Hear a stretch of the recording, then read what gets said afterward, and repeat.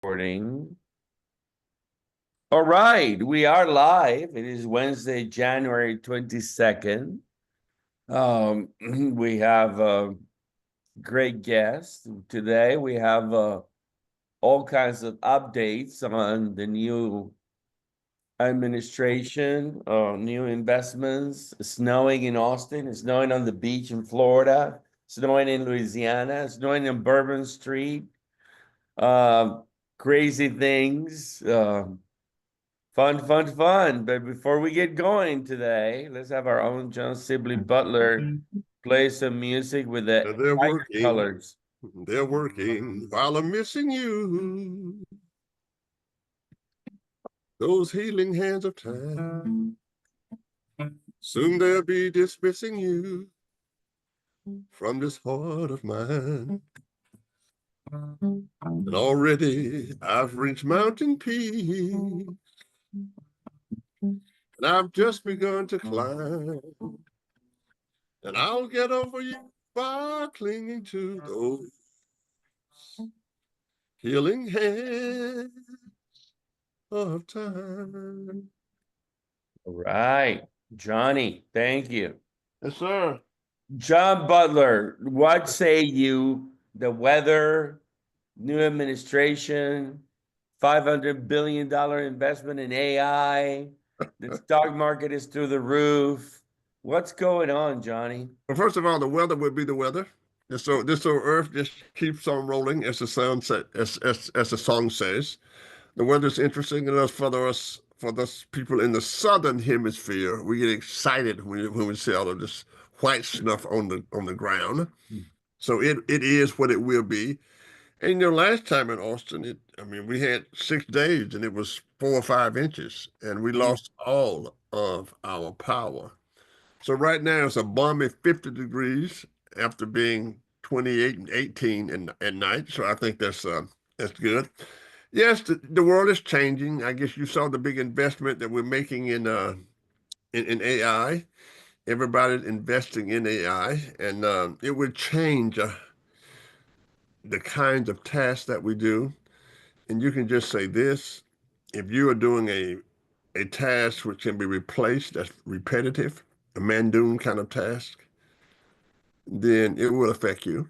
But we also have the retraining kind of ideas, and we have to rethink our economics. Very shortly, we went from the physicists coming out of the physicists and the physiologists saying that that the what came from the earth was the most important thing, and not the workers themselves, and that was the most important variable. And so therefore, we're going to need all of the technologies and all of the minerals to do AI, but it is going. It's going to be, Andre, just like the computer. I mean, when the computer came on, it was like, wow. Or the cell phone. What did we do before cell phones?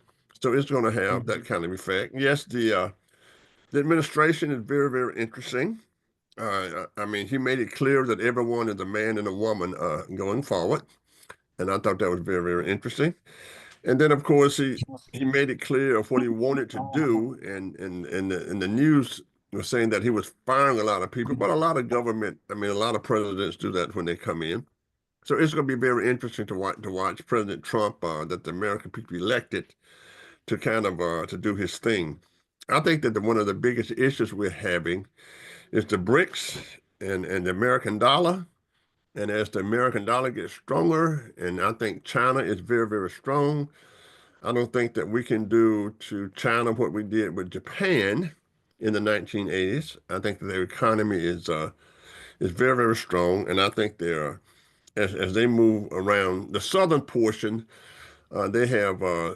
Their whole economy does not necessarily depend on the West, is what I'm saying. So I think it's going to be a different kind of challenge, if you will, for America. And I think the nationalism, let's call it the nationalism that President Trump talked about, is very, very interesting. American first is very, very interesting in the sense that the interaction between companies and the free flow of ideas is very, very important. But what's very different now, I think, is that we have the free flow of capital. And that means that we all have the same kind of system under different political systems. So whereas America, ours is based on democracy and capitalism, then China has taken the Communist Party and stacked capitalism on top of that, but still it's the free flow of capital.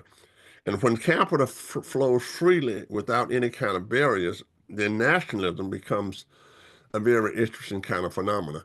Now, I say nationalism because any country that has gone through some difficult times, whether it was Germany in the 1920s and the 1930s, that turned to nationalism to reject everything that the English had done and the French had done during World War I, and they turned to nationalism.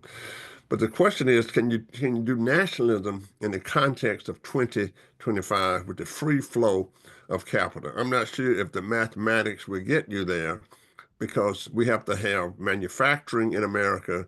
We have to have all kinds of things in America because capital is just free flowing. And I guess the last thing is that, jobs are being created. Here in Texas, we're excited about the population movement to Texas. We're not excited about the electricity that has to be provided, but that would come. That would come in the future. But if you look at everything and think about the technologies of where we are, this is where it's different. In the 1940s, America was king coming out of World War II. We produced everything from hospital beds to toothpicks. We produce hardly nothing now. If you look at our GNP, it's based on finance rather than products. So whereas China's GNP is based on products, so I think 70% of our stock market depends on the financial sector, whereas in China, I think it's just, it's just you have less than 20% of that. And that's important because if the stock market takes a hiccup in China, then people will still go buy some crawfish, whereas it takes a hiccup in America, then a lot of Americans are hurt, quote unquote, by the by the stock market. But on the, if you look at everything, people are moving around, the country's shifting, technologies are here, but the big difference is everything is free now to negotiate around the world, whether it's ideas through the internet, whether it's the free flow of capital. But the problem is it's based on different kinds of systems, whether it's capitalism versus socialism and etc. So that's the world as I see it today on this sunny, balmy day in Austin, Texas. Yeah, yeah, absolutely, Johnny. Llewellyn King, sir, how are you? I'm in Washington. I'm on my way to Baltimore for dinner tonight with some people. And it's very cold here. I think outside it's about 17 now, and it was down to 12 overnight. I'm not sure. I'm in the Cosmos Club, so I'm insulated from reality. And I'm looking at what is happening with a sort of mixture of being aghast and in some ways excited. I think we're at a tipping point. I'm not sure that it's all going to go so well. There are certain ideas, and Johnny mentioned ideas. I'd like to just mention it was not just Britain and France at the Treaty of Versailles that asked Germany for excessive reparations. There was a chap called Woodrow Wilson, president who had and he was neither British nor American nor French. I just remind you of that. Thank you very much. Thank you very much. I do appreciate that. As I find it very necessary to remind professors of facts frequently. Having got through that, we're in a tipping point. A whole lot of new ideas are around. First of which is one that we have not seen in 100 years, which is American expansionism, an idea promoted by the president, claiming that he would like to buy Greenland, somehow incorporate Canada into the United States, and seize, on rather dubious grounds, the Panama Canal, which would be a very expensive and dangerous undertaking and certainly shake up our alliances globally. We're seeing certain harsh and probably unnecessarily harsh things that have been going on, the way people are being fired. There's always change in government. It doesn't have to be in 1 minute in the middle of the night, but that is happening. which may be part of the style. There's a tendency to confuse, I just wrote an article about this, to confuse cruelty with strength. And some of these actions, like barring people who've already been cleared to come to the US from coming, these are just, seems to me, gratuitously cruel. I was very taken when Peggy Noonan's speech in 1988 for George W. Bush mentioned a kinder, gentler America. We're certainly clearly looking at a harsher America, which seems to be the desire of this president and his acolytes. I think this will have consequences. I don't think you can do all these things without consequences, like annoying your enemy, your allies, maybe emboldening your enemies or your potential enemies. Seems to me, if we're not careful with Ukraine, we will encourage Putin to walk into the Baltic states. We will encourage China to walk into Taiwan. The world will be in conflagration. It is very easy and can happen. I also am not confident that today's bump in the stock market is indicative of anything beyond today. Jamie Dimon, I see, has warned against a decline in stocks. Everything is in some turmoil, and we have to wait and see. What people want to know is that there are firm hands somewhere, as well as industrious ones. So far, we've seen a lot of industry for change, but have we seen a lot of vision? Have we got a true and clear comprehension of what the future holds? Or do our leaders have such a comprehension? And that is unclear to me.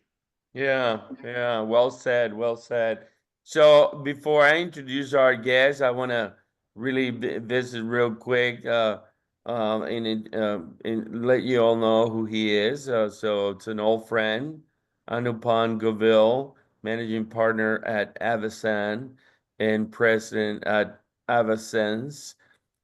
He'll be with us for the hour.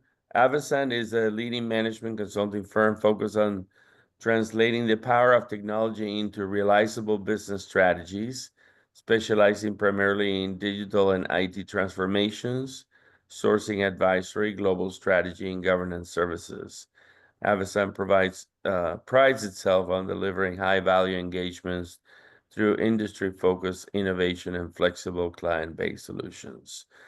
Anupam, how are you? Welcome. I'm great. Really great to reconnect with old friends. So yes, I'm excited. Absolutely. Well, tell us a little bit about your thoughts on what's going on. 2025 seems to be a transformational year. The U.S. is in a new platform, and the push to global domination seems to be on the tip of the tongue of the president. That would do well for high tech, given the fact that all the high tech CEOs were at the inauguration. What are your thoughts on what's going on? And tell us a little bit about Avasant and maybe some projects that you're working on. Sure, Andre. There's of course a lot of fodder for discussion today. There's a famous, I think, scientist philosopher who said this has been the most interesting year in a lifetime, except for all the years that are to follow. So we live in continuously evolving times, and we're at this perfect convergence, perfect maybe a double-edged word here, of both geopolitical, environmental, and technological disruption, right? And it's coming at us from all directions. What the new administration under Trump has just declared, and many of the policies and shifts and so on, are not really surprising because much of it was already announced, earlier on by Trump and his administration. What's of course surprising is the speed with which it's happening and the ripples it's causing across the globe. So obviously it's going to have significant repercussions. But to put it at the crux, I think, and I think, John, you said this, that business is being unfettered, access to capital is being unfettered, which, is a good thing, but it can also have long-term consequences. We've seen that in the past when we had the credit crisis in 2008. However, I think we go in cycles, and this is just another cycle. Avasant is a global management consulting firm, and we actually thrive on cycles because we're here to help our clients that are large global enterprises understand the global geopolitical dynamics and then leverage technology to thrive no matter what, under whichever conditions. So we are like the navigators for the digital economy. Or another way to look at it is Avasant is an investment banker for technology and services. We do all those deals. We not just only do the strategy, but we're actually helping our clients make the right strategic decisions in terms of what platforms, what technologies, which partners from an implementation and ongoing delivery point of view that they should work with for their long-term success. So we come in and look at a client's current state. We chart out a future sort of a target operating or a business model, and then we help them get there by creating that roadmap, which would include, bringing on these newer, more disruptive technologies and bringing on partners that can help them go through that whole journey. So we're a strategic advisory firm, but we also do a lot of sourcing advisory where we're running all these selection processes, and we have a pretty global footprint. So yeah, this is turning out to be definitely a very, very interesting start to the year, as clients will have to not only navigate all the changes in the geopolitical shift, but they'll also have to see how they leverage or benefit from some of the changes in the new policies around whether it's immigration and H-1B, or whether it's around the AI and announcement of this target initiative.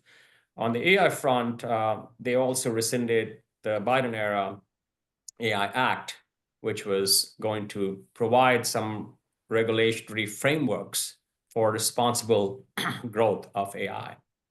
On the other hand, with this very ambitious $500 billion target initiative, they have sort of taken what, again, the Biden government had started with their Infrastructure Act, which is providing the critical computing infrastructure to power the next AI age. Trump administration is taking it to the next level now. So obviously that's a very, very welcome step. And I think companies are already scrambling to figure out how they're going to leverage it, how they're going to benefit from it. But to take a little step back, I think what we've seen in the last 3 years or so, with the advent of AI, with the democratization of AI through Gen AI, has really unleashed a new age. And this is where we moved from the industrial age to the digital age in the 80s, 90s, as the communication and internet became very pervasive and everything became digitized or digitalized. And now we're moving to the next wave where knowledge is going to become not just pervasive and accessible to everyone, but power of a supercomputer and power of AI is going to be available to literally everybody. So what that means for our workforce, what that means for people's lives, what that means even for geopolitics has a very different connotation. So this is really fundamentally rewiring the fabric of almost everything as we speak. The amount of money pouring into AI is mind-boggling. And the pace of innovation that's happening is unprecedented. What that means is, no matter what kind of business you're in, you could be running a small retail establishment or you're running the world's largest department store, you have to be paying attention. And it's creating a huge opportunity, of course, for the technology sector, for the technology services industry on the whole, because somebody has to come in and provide the necessary infrastructure and the application and the support to make it happen. But I think the more important aspect that all these large enterprises have to think about is how they're going to retool their core business and realign their workforce to become a success rather than a victim of this change that's coming. We're going to see a number of companies fall by the wayside that are not able to. It's not just about adapting. Adapting is not good enough anymore. You have to embrace and rethink your business in terms of how it operates, how it engages with customers, how do you produce your goods or services, how you deliver them. Every aspect of business is being rewired. And if you don't do it, your competitors are going to be not just eating your lunch, but eating your entire customer base pretty soon. So that's really the big story here. And we're excited about it. I mean, Avasant is, we are still independently held. We are vendor agnostic, by the way. So we want to really independently advise our customers on making the best decisions without having any alignments or conflicts of interest. So in that sense, we see this as a huge opportunity to help companies rewire, go through this next transformation, and also in the process of that, do good not just for the stakeholders and shareholders, but also for their employees, for their communities, and for the planet at large. So that's my opening. Yeah, well, let me comment. I think, I think it's very interesting, and I think that as we say in the academic world, we love Schumpeter because for Schumpeter it was change that was always possible, and we were never to be in equilibrium where everything is stable. And of course, so Keynes has lost out in his ideas, and Schumpeter is winning. But what I find about all the technology and how we adjust to it is, if you look across time and space, people could always beat the system. Whether it's in the Soviet Union, when they were under communism, they turned it into just one big black market in beating the system. Or in America, when we tinker with our interest rates, people moving their money from high velocity to low velocity, or vice versa, because we really don't know what the circulation of money is, because we could beat the system. But right now, it's hard to beat the system. It's hard to do stuff in the context because of the connectivity. And I'm going to give you 3 scenarios I want you to respond to. Number one are the people themselves. Let's just call it the C-suite. I don't think they know anything about what's happening in the business world if they were educated a mere 4 years ago or a mere 3 years ago. Number one is the C-suite.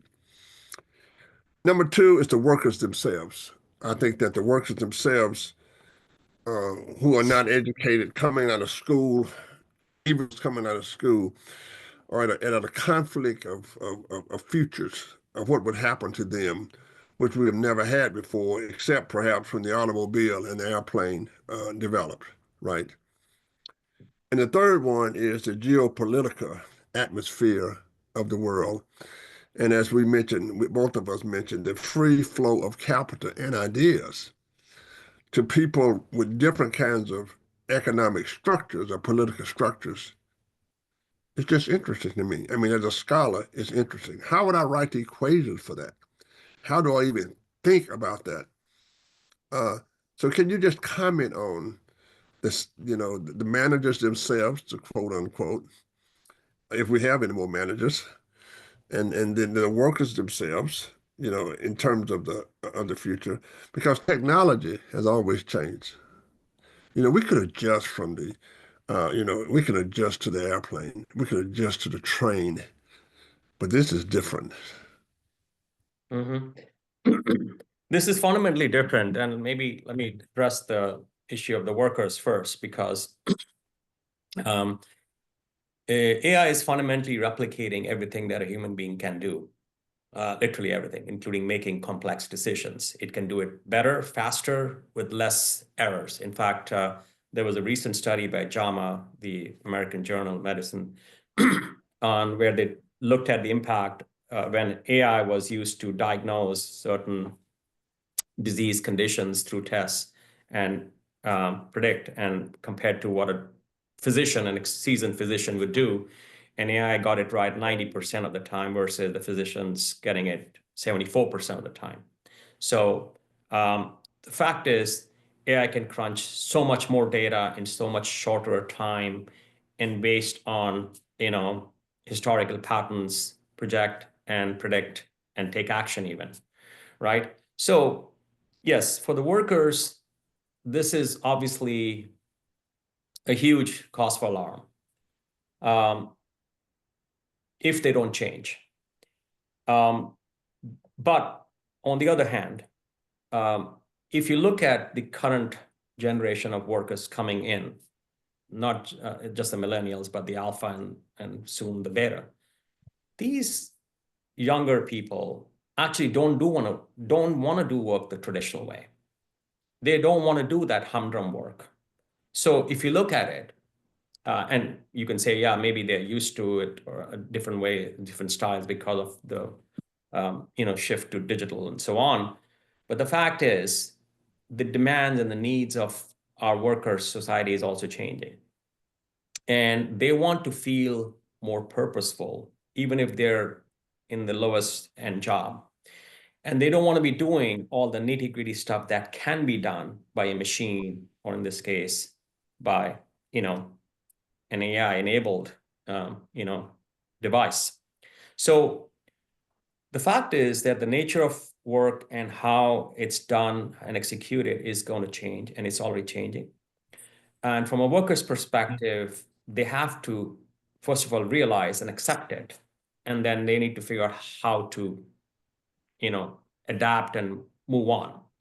Their work quality will actually improve with AI, because AI is going to be like a companion, aiding whatever task that they're trying to do. But if they don't retool themselves, if they don't get ready for the change, then they can become, obviously, one of the victims of this tremendous shift that's happening in the digital workforce. So net, yes, there will be short-term impact in terms of job displacement. But mid to long term, the positive is that workers are going to be a lot more productive, more value added within their organizations. They will likely earn more. And I think, eventually there will be more jobs available, because the same AI economy is creating new types of jobs that we may not even imagine earlier. So short-term disruption, but long-term, it's for the benefit and evolution of the workers themselves. Now, coming to the C-suite and the managers, I think the challenges they face is different, because, to our earlier point, we live in a continuous environment of change and flux.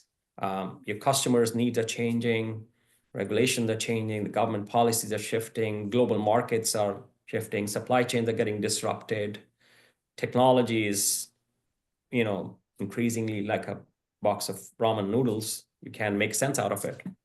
So for them to make the right decisions, where they're able to not just please their stakeholders, but also keep their employees happy, keep their customers happy, that's the crux of it. And again, I believe AI is going to play a central role in that, because AI obviously helps in making better decisions. And there are many technologies available today. Many startups have been working on technology that actually can assume the role at the C level of a CFO or a CAO or a COO, like a digital twin, and provide the right real-time insight. That's the key part here, real time. You don't have, you could get things done by group of analysts that would churn numbers, come back to you with nice reports, dashboards, whatnot. But by the time it was too late, or it's too expensive. Now at the tip of a finger, I can use an agent and I can get what I want done.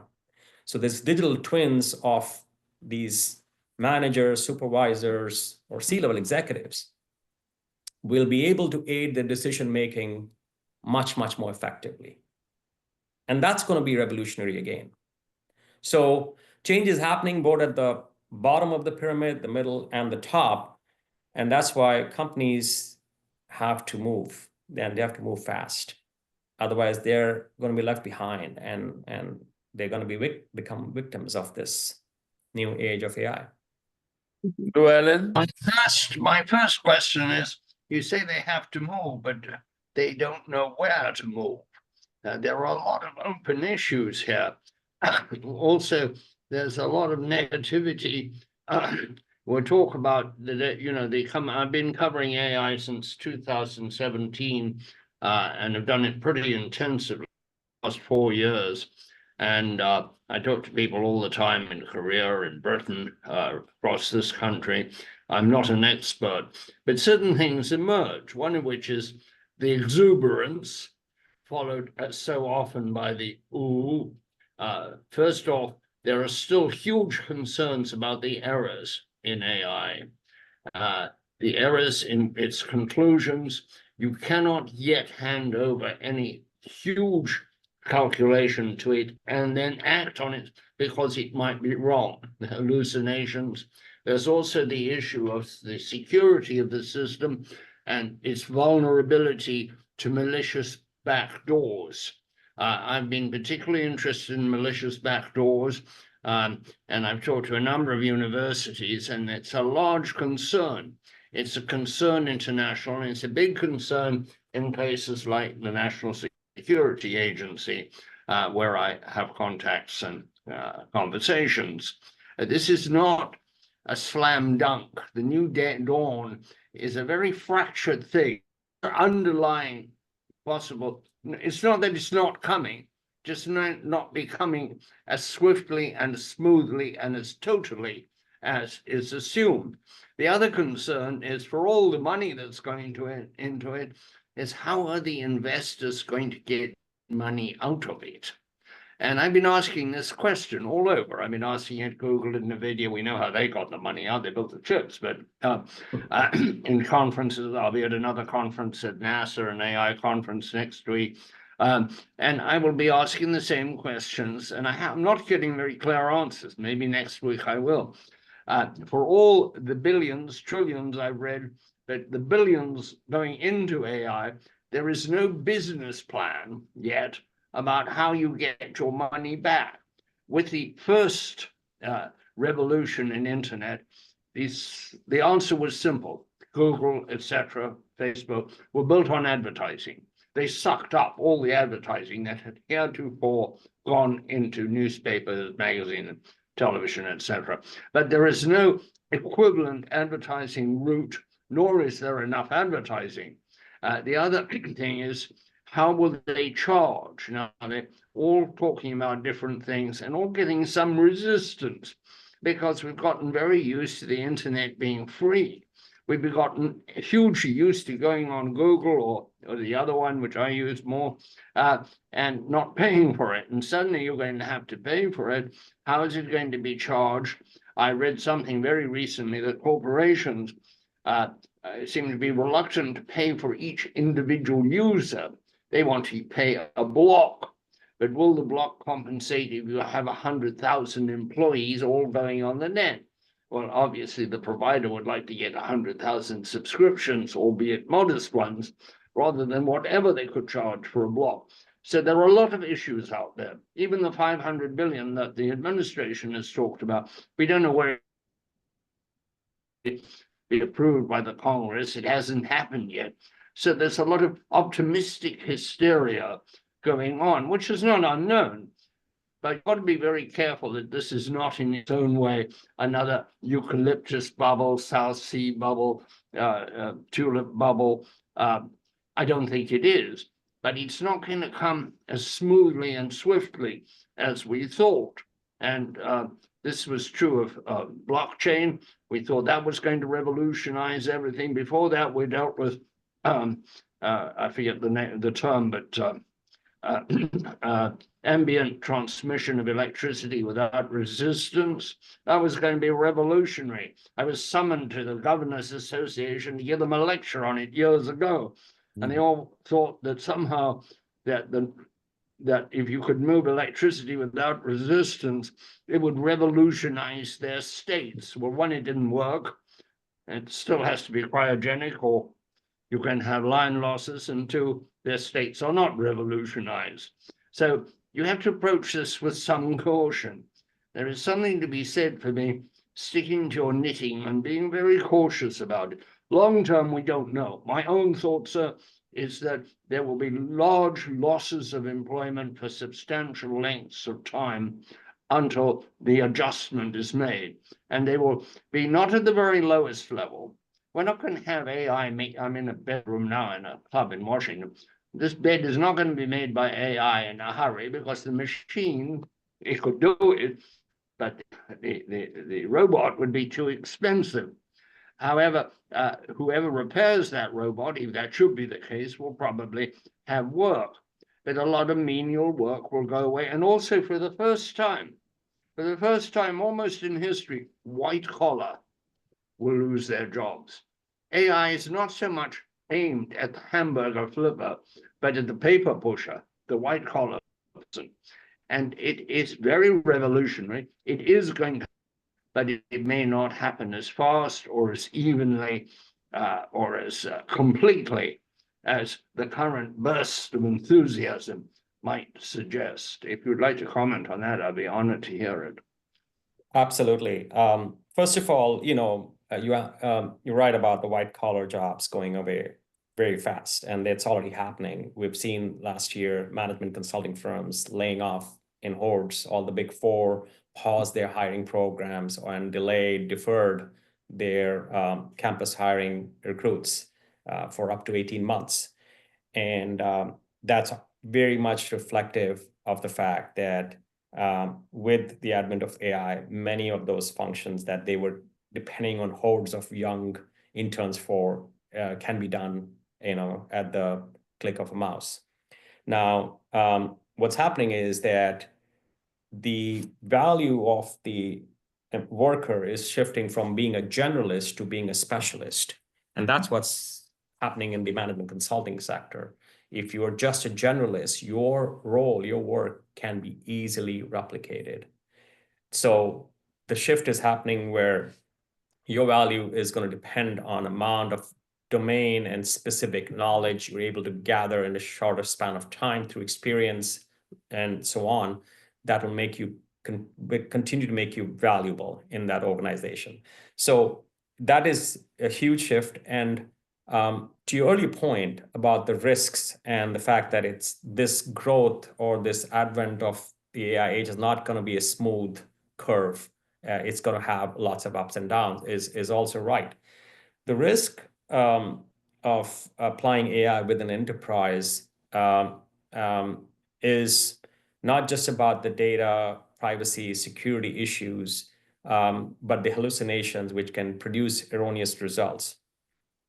However, we're seeing as new models are coming out and new ways of fencing data and auto-correcting erroneous results and creating sort of procedural checks and balances within AI models is rapidly reducing that issue, and it's addressing that at a pretty fast change. And we're seeing that companies are rolling out these AI co-pilots, so to speak, in test environment internally first, testing it with the employees, and then before rolling it out broadly in the market. You're going to need probably something equivalent to a digital companion to certify correctness of the AI, of the of the AI material. I've been talking, as I told you, to these people, including people in the National Security Agency, who are very worried about the quantity of errors that their material, and often they just put their own name in, and then they see how wrong. I mean, I put my own name in. I find I have columns in the Los Angeles paper and in the New York Times. I would like to be in the New York Times, but I'm not. And those that I have been in are not meant. It's just wrong. It's quite flattering, but it's not true. And it's very hard even to wonder what piece of data could have caused this aberration, which, because as far as I know, a lot of it is true. It's very interesting, but you couldn't make a decision on it. And this is what I hear from both industrial companies and indeed from people working for AI companies like Google, the staff people who say, you can't trust it yet. And at some point, it's got to get, I agree with you, it will be the solution to its own problem. But it hasn't happened yet. AI can also eventually fix itself. But also the problem lies in the data and the kind of data you give it access to. So we're going to have a new look at machine learning. We're going to have much more selective machine learning, less scouring of all the possible sources of data for rather specific data. I've been particularly interested in medical applications of AI, and it seems to be very good in predictive. And likewise in utilities, it's good at predictive maintenance on utilities and predictive weather forecasting. And it's been very good in predictive medicine, for example, Alzheimer's and a link between Alzheimer's and osteoporosis, which I've done some work on. But it is an imperfect tool at this point, and it's a tool that nobody's sure how they're going to get paid. My own guess is that the current players will not do as well as they think they will. And because it's the time we live in, entirely new names and players will appear. It would have been logical to believe that airplanes would have been built by the automobile companies. They had money, they had sheet metal, they had engines, but it took new names. It may now take new names, people we've not heard of yet, to fully get on top. And I'm so glad you mentioned agents, because I think agents are the absolute critical. You can manage an agent, you can come to know the dynamics of your agent and rely on it. And I think that's very important. And you can Sorry, develop I'm talking agents, so much. like a companion, a digital companion. Oh, absolutely. And as they get more accustomed to being conversational, we'll be able to say, supposing my agent is Andres, I say, Andres, I don't know, do you think I would like this movie at the Odeon tonight, or do you think I'd better go drinking instead? And the agent will say, well, considering your proclivities, keep out of the bar and go to the movie. That is entirely possible, but it hasn't happened yet.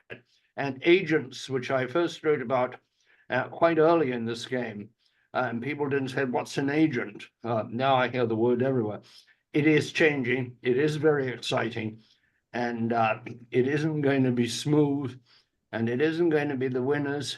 And we've got to solve the problem. Somebody's got to solve the problem of how the creators get paid. Somebody has to solve the problem. But also, I think, currently the stage we are in, if you have to assign a mission critical task to an AI application, it's probably not a wise decision without guardrails. But you do not want a weapon operated. Yes. In case it doesn't. However, AI, and especially as AGI comes into play, is getting better and better at predicting and making decisions. AI is already at work, by the way, making life or death decisions in autonomous vehicles. They do that all the time. The reason they're able to do it with such higher degree of accuracy and almost zero error rate is because they're so much tightly controlled in a sandbox in terms of the data that they're getting, and the predictive algorithms are so tuned to that use case. Very good point. And I think general AI models working on massive data sets, which has all kinds of irrelevant information in it. So There's also the case of if I'm going to do a drug discovery, I'm going to find the right model, tune it, and then I'm going to use data sets that are pertinent for that.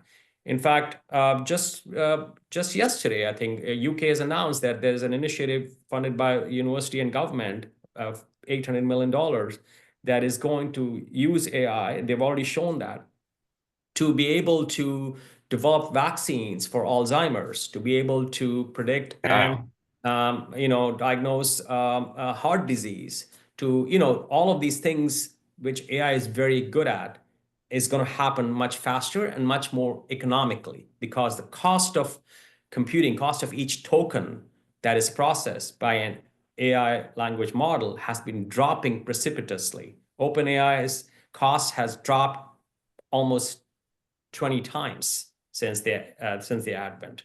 So the cost is continually dropping, and that's going to make these technologies more and more prevalent and make the advancements more and more faster.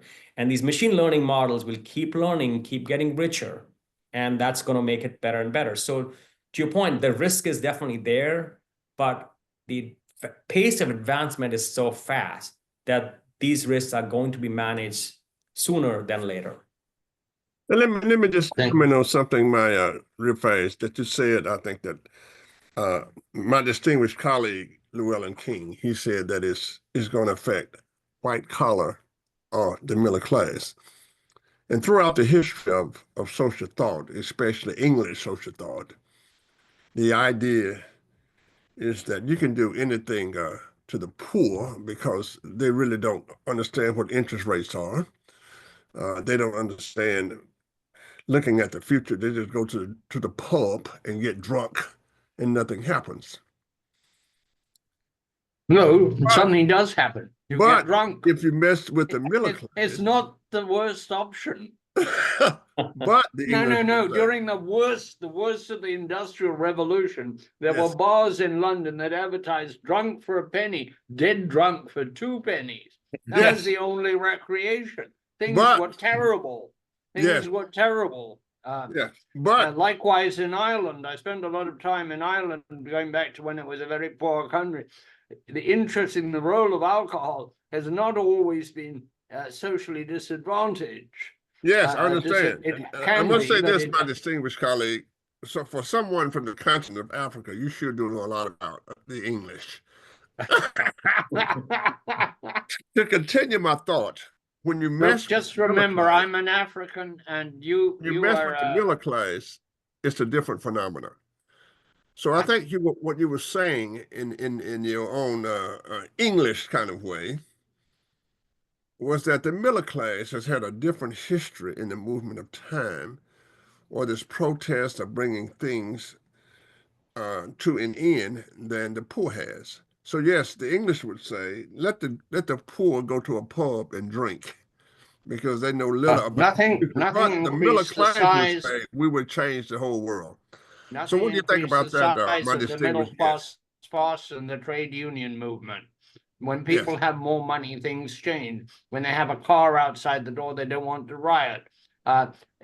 We saw this extraordinary change take place in post-war Britain or post-war anywhere, where the increase in affluence changed not only social status, but aspirations and conduct. If you could go for a drive, you didn't want to go to the pub and get drunk. If you could save your money and get a vacation, it was a different set of, I'm not going to say values, but options for the disadvantaged. And we still have hugely disadvantaged people today. And unfortunately, at least it does not look as though they're going to do very well under this administration. This may change, but it doesn't look too good.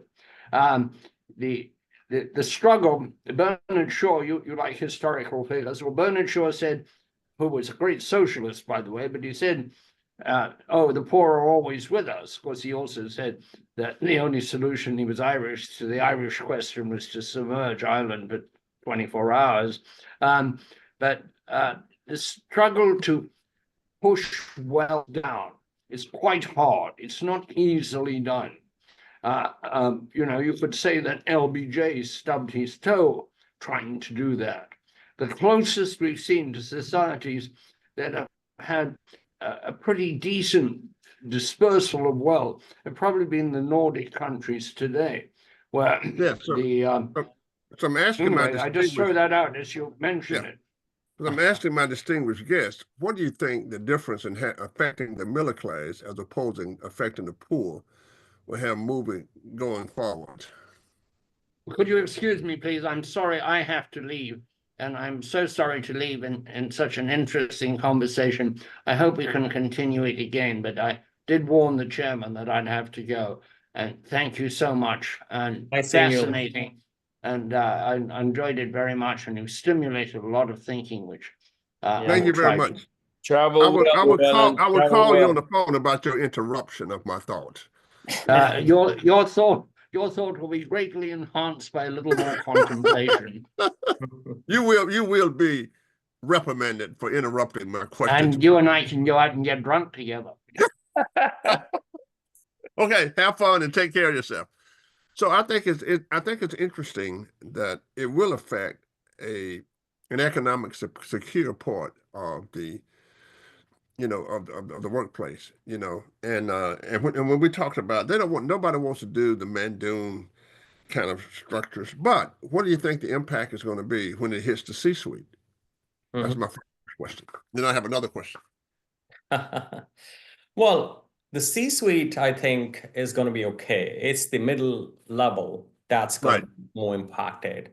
And that's where I think, the middle level management in companies are going to realize that, the times when they can delegate down and just report up is going to be probably over, because the style of working is going to change, and we're going to have some of the decisions that are typically done by supervisor manager being done almost autonomously. So what are they going to be doing, right?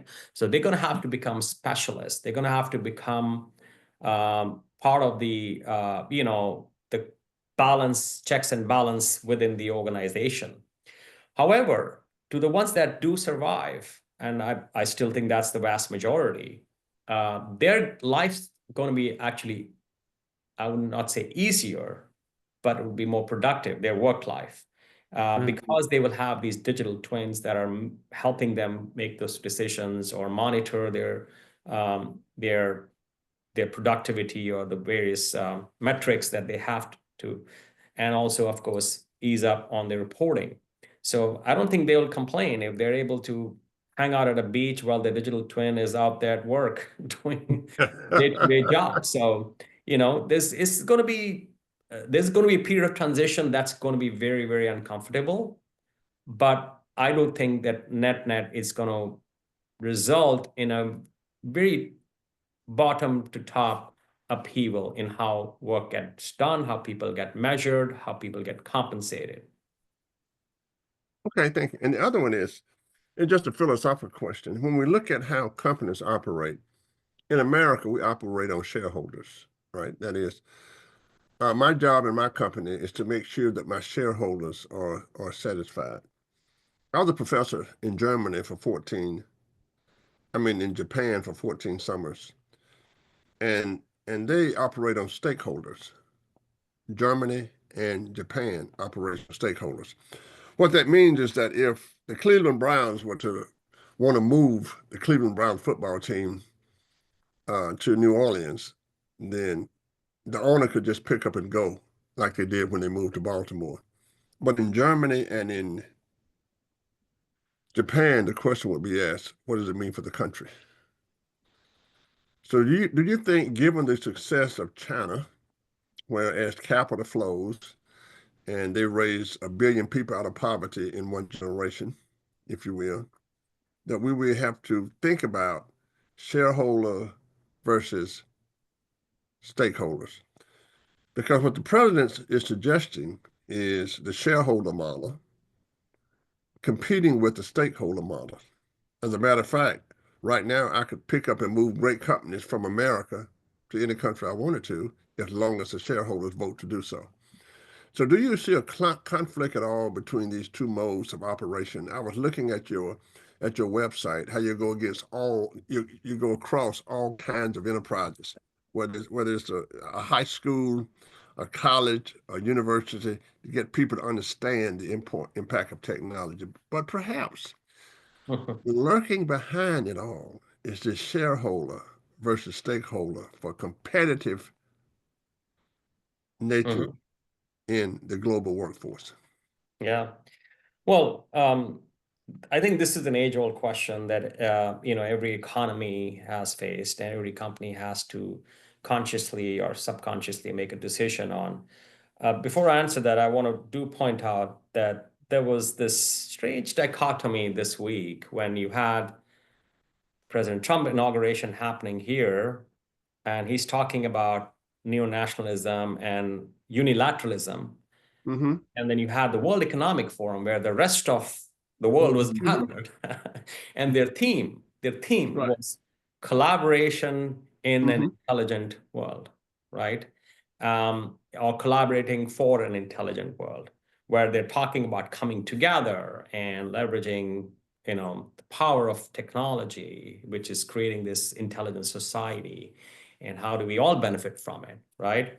So again, to me, the question of shareholders versus stakeholders really needs to be put in a broader light.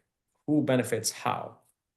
I fundamentally believe the long-term value in shareholders can only be built if their stakeholders also benefit from it.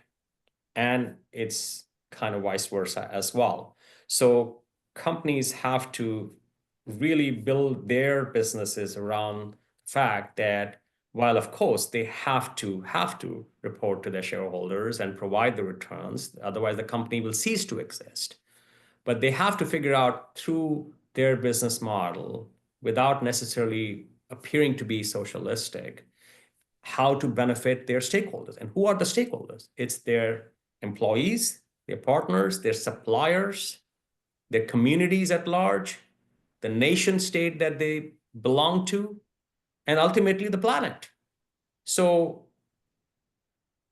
and longer term, the farther out you go, the longer term you have to think.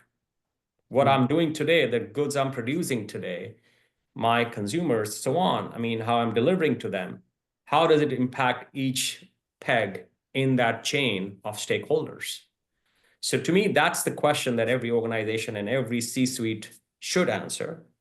But as Professor, you know very well, it's always the shareholder that wins the attention, right? And it's the quarter-to-quarter survival. But at the same time, there are companies that have managed to find that balance. And that balance doesn't come just by making some dramatic shifts. I think it's a lot of trial and error, because you can swing the other way, come back, and then swing the other way. So Absolutely. I'm very positive about it, actually, that, again, coming back to the whole point du jour about AI and its the impacts it's going to have across our society and enterprise. I think AI is going to be that very incisive tool that can make that decisioning better and reduce the swings from one extreme to the other. Yes, but your company is certainly positioned to teach us all, and we have to be taught, whether it's the classroom. We're learning too along the way. Yes, and we will learn along the way, but we need to be able to say, where can I go to learn about the impact of AI on this, the impact of AI on all of the verticals, and certainly your company, thank God, is positioned to carry us along and help us learn together. Yeah. And I'll give you one quick example of what we just recently did with a company called CEPI, which is a European consortium, which is tasked with predicting the next sort of outbreak of any pandemic or an ability to develop vaccines quickly and so on. And they were getting thousands of grant proposals from universities and other research institutions with ideas, concepts. They would take months, if not years, to make a decision on which one did better. Using generative AI, we've been able to shrink the decision cycle on which proposals to fund and accept and go through testing down to a few weeks or a month. So that's a huge impact on the kind of mission that they had embarked on. And that's really the power of AI. Sure. Sure. Well, I wish we could continue, but unfortunately, all good things must come to an end. Anupam, has been great. I would like to ask you on a parting question, what's in front of you the next 6 months? Any events that you're attending? Any conferences? Any big projects? Anything you want to share? Thank you, Andre, for giving me the opportunity to plug my own event.